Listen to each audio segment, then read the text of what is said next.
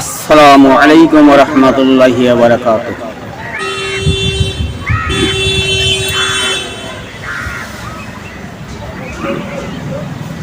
أعوذ بالله من الشيطان الرجيم. بسم الله الرحمن الرحيم. وإذا سألك عبادي عني فإني قريب.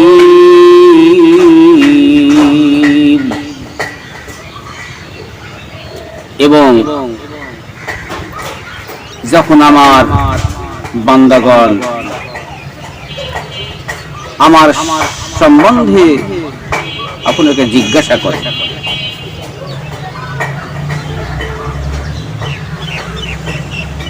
ইন্নী করিব, আপনি বলে দিন অবশ্যই আমি অতি নিকটে।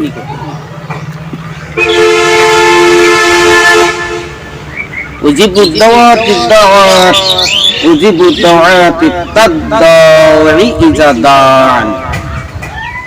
যখন আমার বান্দা যখন দোয়া করে, আমার বান্দারা যখন দোয়া করে, তখন আমি তাদের দোয়া কবুল করি। সুবহানাল্লাহ। যখন বান্দা দোয়া করে আমার কাছে, তখন আমি দোয়া কবুল করি। আল্লাহ বলছে, আলাস্তাজিবু লি ওয়া লিউমিনু বি লাআল্লাহুম ইয়ারশুদুন। সুতরাং তারা যেন আমার হুকুম মেনে চলে, আমার প্রতি ঈমান রাখে,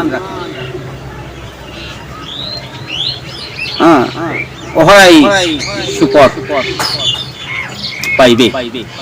যারা আমার প্রতি বিশ্বাস রাখে, আমার হুকুম মেনে চলে, আমার প্রতি বিশ্বাস রাখে, তারাই সুপথগামী, সুপথ পাইবে। আল্লাহ রাব্বুল আলামিনের রাসূল হাদিস শরীফের মধ্যে বলেছেন যে সাহাবারা খুব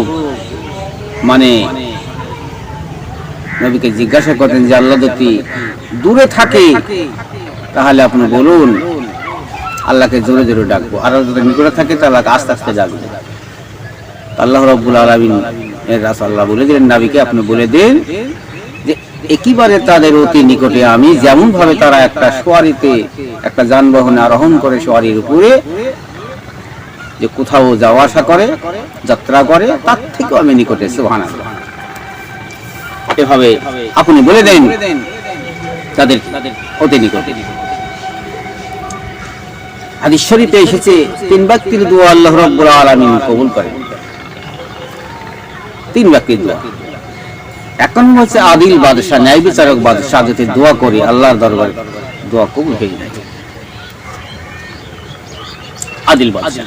দুই নম্বর রোজাদার ব্যক্তি যদি দোয়া করে, দোয়া কবুল হয়ে যায়। সামনে ইফতার রেখে দোয়া করে, দোয়া কবুল হয়ে যায়। হযরত বলা হয়েছে এখানে যে দোয়া কবুল করে। আর তিন নম্বর হচ্ছে মাজলুম ব্যক্তি, অত্যাচারিত, সে যদি দোয়া করে, দোয়া কবুল হয়। অন্য রয়াতে এসেছে ফরজ নামাজের পরেও দোয়া আল্লাহ কবুল করেন। ফরজ নামাজের পরে দোয়া কবুল করেন। মুসনাদে আহমদ, তিরমিজি ও নাসাই, ইবনে মাজাহ শরীফের হাদিস। হযরত আনাস হইতে হাদিস বর্ণিত হয়েছে, আল্লাহর নবী বলেছেন, আল্লাহ তাআলা ইরশাদ করেন যে ইবনে আদমের কাজ হচ্ছে আমার কাছে আমার ইবাদত করা, আর আমার কাছে যে আদম সন্তানের ইবাদত কবুল করা। সুবহানাল্লাহ। আদম সন্তানের ইবাদত কি আমি কবুল করি, কিন্তু নেকি তাদের বরবাদ করব না যদি তারা আমার সঙ্গে কাউকে শরীক না করে। আল্লাহর সঙ্গে যদি শরীক করে তাহলে ইবাদতের মধ্যে নেকি আমরা পাবো না। আর যদি শরীক না করি তাহলে কি আল্লাহ তাআলার ইবাদত যা করব আমরা, আল্লাহর ইবাদত বন্দেগী, তার প্রায়শ্চিত্ত বদলা আমাদের অপচয় যাবে না, নষ্ট করবেন না, আল্লাহ পুরো পূর্ণাঙ্গ বদলা দিবে বলে সুবহানাল্লাহ। কিন্তু আমরা ইবাদতের মধ্যে কাউকে শরীক করব না। এটা আমরা বলে হযরত আব্দুল্লাহ বিন উমর রাদিয়াল্লাহু তাআলা আনহু রমজান মাসে আহলে বর্গ নিয়ে সামনে ইফতার রেখে দোয়া করতেন। সুবহানাল্লাহ। দোয়া করতেন। হাদিস কোথায় আছে? রাহুল আবু দাউদ শরীফের হাদিস। ভাই বন্ধুরা আমার, তাহলে বোঝা গেল যে দোয়া একটা ইবাদত। আল্লাহ রাব্বুল আলামিন রমজান মাসে সম্পর্কে বলেছেন যে রমজান মাস, আল্লাহ বলেন উহিল্লা লাকুম লাইলাতাস সিয়ামি রাফাসু ইলা নিসাইকুম। আল্লাহ বলছেন তোমাদের জন্য স্ত্রী সহবাস হালাল করা হইল, তোমাদের জন্য স্ত্রী সহবাস হালাল করা হইল কখন? রোজার রাত্রিগুলো তোমাদের নিজ স্ত্রীর সঙ্গে সহবাস করা রোজার রাত্রিগুলিতে হালাল করা হইল।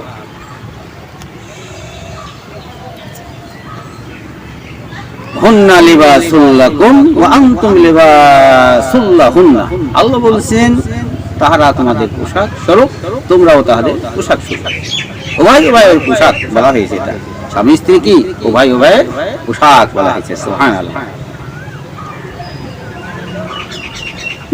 আলিম আল্লাহু আন্নাকুম কুনতুম, আল্লাহ তাআলা জেনেছেন কুনতুম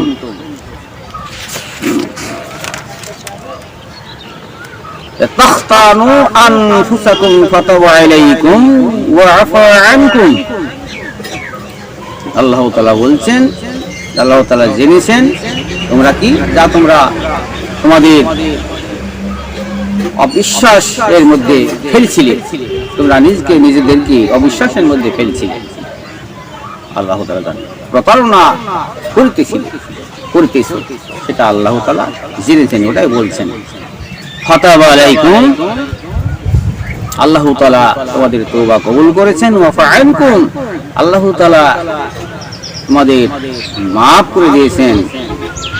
তোমাদের তো মাফ করে নাই, আল্লাহ তাআলা তোমাদের অন্তরে যত কিছু পাপ গুনাহ মরিচা সমস্ত ধৌত করে তোমাদের সাফ পরিষ্কার করে দিয়েছে। সুবহানাল্লাহ, তোমাদের অন্তরকে আত্মাকে পরিষ্কার করে দিয়েছে।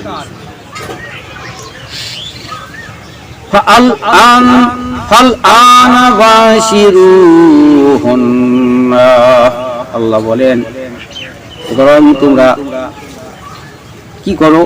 সুতরাং তোমরা তাহাদের সঙ্গে সহবাস করিতে পারবে। সহবাস করো, তোমরা তালাশ করো। মা কাতাবাল্লাহু লাকুম, মা কাতাবাল্লাহু লাকুম, আল্লাহ তাআলা তোমাদের ভাগ্যে লিপিবদ্ধ করেছেন, সেটা তোমরা তালাশ করো। তো কি লিপিবদ্ধ করেছে এটা শানে নুজুলে না গেলে বোঝা যাবে না। আল্লাহ তাআলা শরীয়তের পূর্বে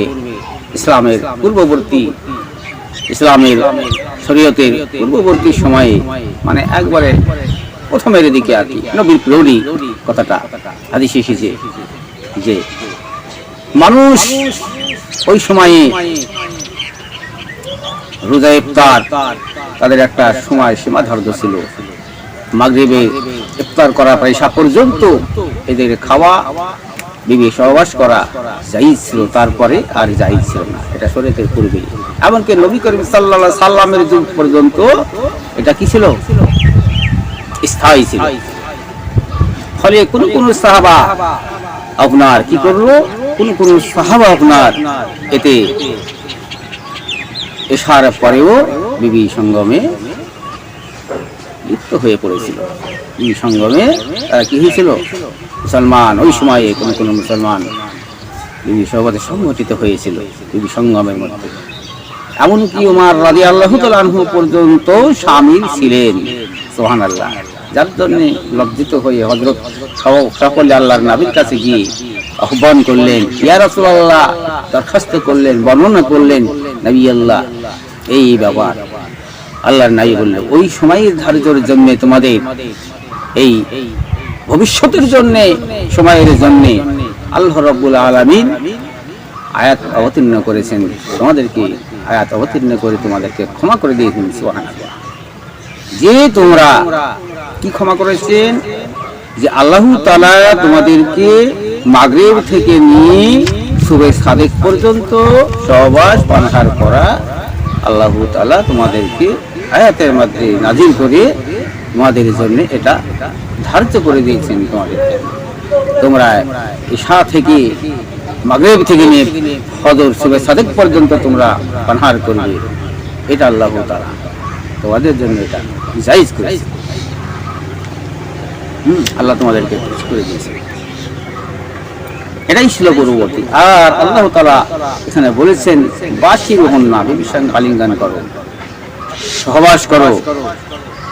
সহবাস করো এই সঙ্গে। তার মানে আল্লাহ তাআলা এখানে জানাচ্ছেন আমাদেরকে সহবাস বলতে যা পূর্ববর্তী সময়ে যেইগুলি নিষেধাজ্ঞা উঠিয়ে নেওয়া হয়েছে এবং আয়াত শরীফ অবতীর্ণ করে তোমাদেরকে কি করেছেন, খুশির সংবাদ তোমাদেরকে জানানো হয়েছে। সুবহানাল্লাহ। আবতাগু মা কাতাবাল্লাহু লাকুম, আল্লাহ তাআলা তোমাদের প্রতি তোমরা তালাশ করো যা আল্লাহ তাআলা তোমাদের ভাগ্যে লিপিবদ্ধ করেছে। যে আয়াতে বলা হয়েছে শায়নুজুল হচ্ছে বরকত, শায়নুজুল নাযাল আয়াতের মানে পরিষ্কার হয় না। আল্লাহ তাআলা বলছেন যে তোমাদের বংশ বিস্তার এবং সন্তান সন্ততির উদ্দেশ্যে তোমাদের স্ত্রী সহবাস করা উচিত, স্ত্রী সঙ্গম করা উচিত। কেননা মুসলমানদের এভাবে করলে মুসলমানদের সংখ্যা বৃদ্ধি পায় এবং ইসলাম শক্তিশালী হয়। সুবহানাল্লাহ, এটাই জানা। তাহলে আমরা সুন্দর বুঝতে পেরেছি আল্লাহ নবী পর্যন্ত এই সমস্ত বেলা এসেছে, যার ফলে খুব কঠিন, যে ওই সময়টা এত কঠিন ছিল ওটা আমাদেরকে অবশ্যই ওটা জানতে হবে। সাহাবে পর্যন্ত হযরত উমর রাদিয়াল্লাহু পর্যন্ত ছিল, তার মধ্যে শামিল। আমার আল্লাহ রাব্বুল আলামিন এই রমজান সম্পর্কে বিস্তারিত আলোচনা করেছেন। ঘন্টার পর ঘন্টা বললে শেষ হবে না, সংক্ষিপ্ত ভাবে আমরা আলোচনা করব আর বেশি বেশি করে সেইগুলি আমল করার চেষ্টা করবো তো নাকি? হ্যাঁ জি, আমরা বেশি বেশি আমল করার চেষ্টা করব। তাই আল্লাহ রাব্বুল আলামিন তারপরে কি বলেন, যেখানে যে আল্লাহ রাব্বুল আলামিন তারপরে বলেন খাওয়ার ব্যাপারে, সাহারি যে খাবো কত থেকে কতক্ষণ পর্যন্ত খেতে হবে এই সম্পর্কে আল্লাহ আমাদেরকে জানাচ্ছেন। সাহারি খাবার আল্লাহ আমাদেরকে জানাচ্ছেন। তাই আল্লাহ রাব্বুল আলামিন বলেন ফাকুলু ওয়াশরাবু হাত্তা ইয়াতাবায়্যানা লাকুমুল খায়তুল আবিয়াদ মিনাল খায়তিল আসওয়াদি মিনাল ফাজর। আল্লাহ বলছেন কুলু, তোমরা খেতে থাকো, তোমরা আহার ও পান করিতে থাকো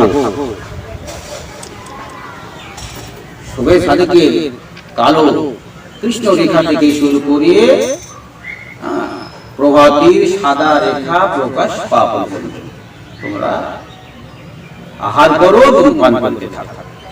এটা আল্লাহ পরিষ্কার করে জানিয়ে দিয়েছে। আর আমরা বুঝে নিলাম তো সুন্দরভাবে আল্লাহ আমাদেরকে জানাচ্ছেন, সুন্দরভাবে আমাদেরকে আল্লাহ জানাচ্ছেন।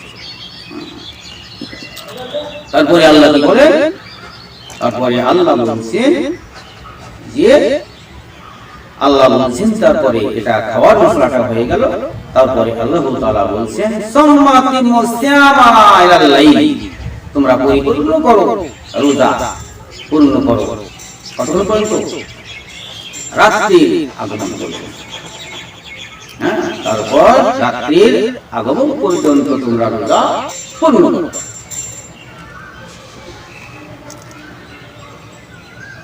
ওয়ালা বাশিরু, তারপরে আল্লাহ বলেছেন ওয়ালা বাশিরুহুন্না ওয়া আনতুম আকিফুন ফিল মাসাজিদ।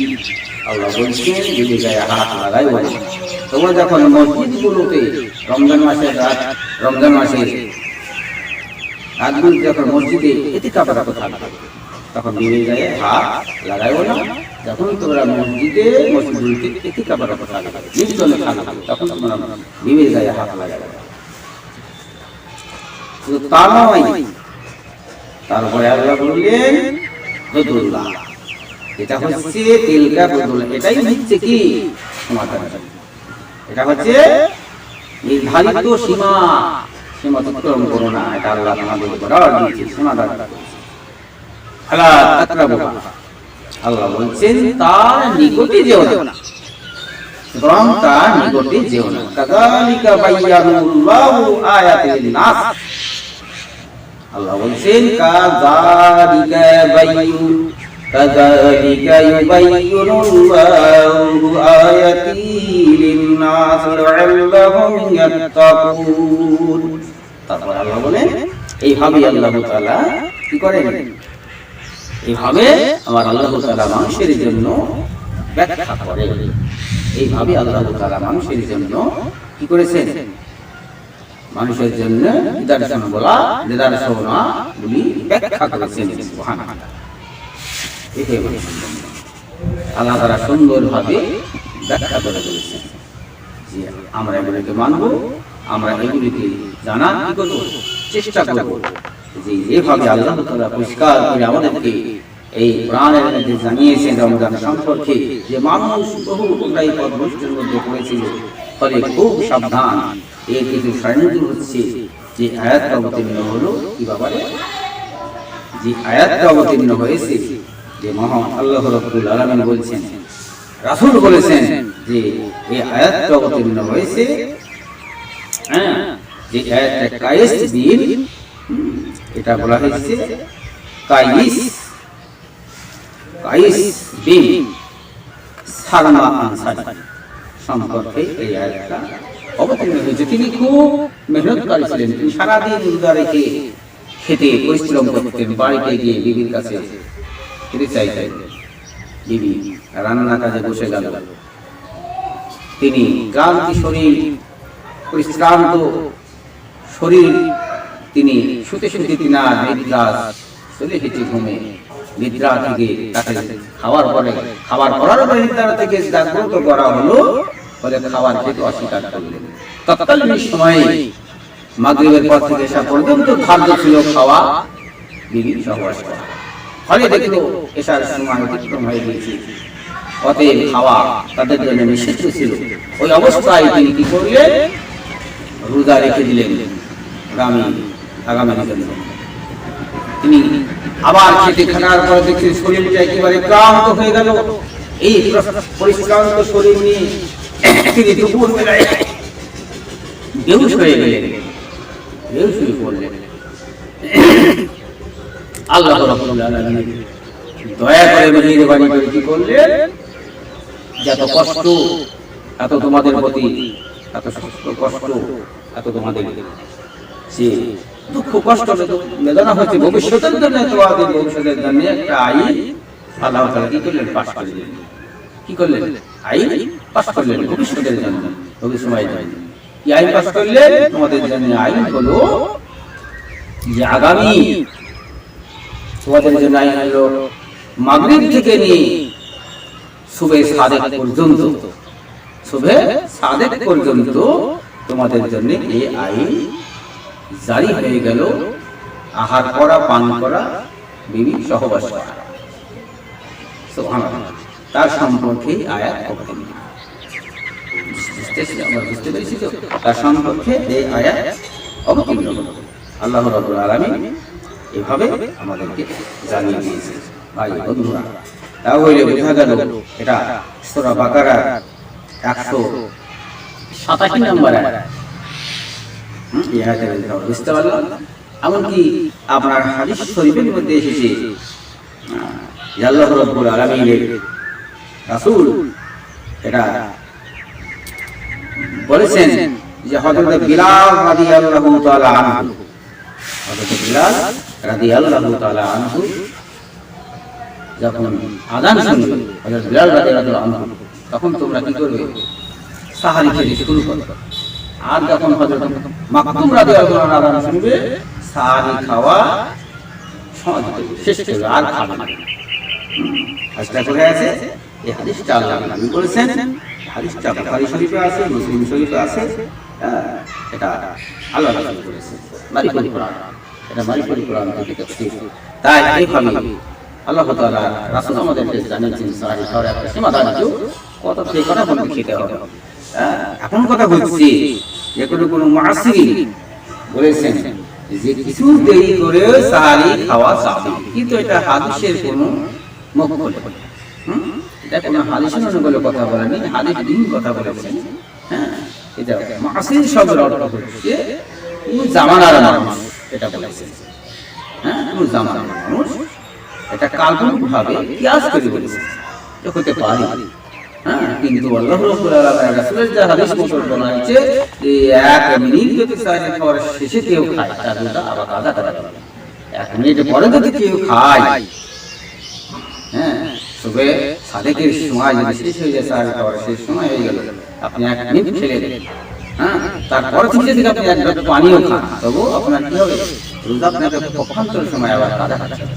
খুব সাবধান, একটা সীমাবদ্ধ করা আছে প্রত্যেকটা জিনিসে, ফলে আমরা সেই সীমার মধ্যে আমরা মেনে চলবো। আল্লাহ তাআলা আগে বলেছেন যে বান্দা যখন দোয়া করে আমি তার দোয়া কবুল করি, বান্দা যখন ইবাদত করে তাকে আমি নেকি দিই।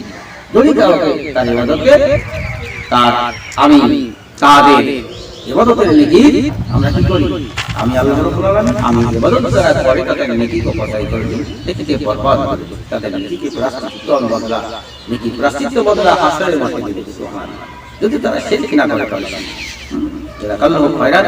আল্লাহ আমাদেরকে জানার মানার তৌফিক দান করুন। আমার এই বলে আমার বক্তব্য শেষ করছি। ওয়া মা আল্লাহ আলাইনা ইল্লা বালাল হায়াত বাকি তোমরা কথা বাকি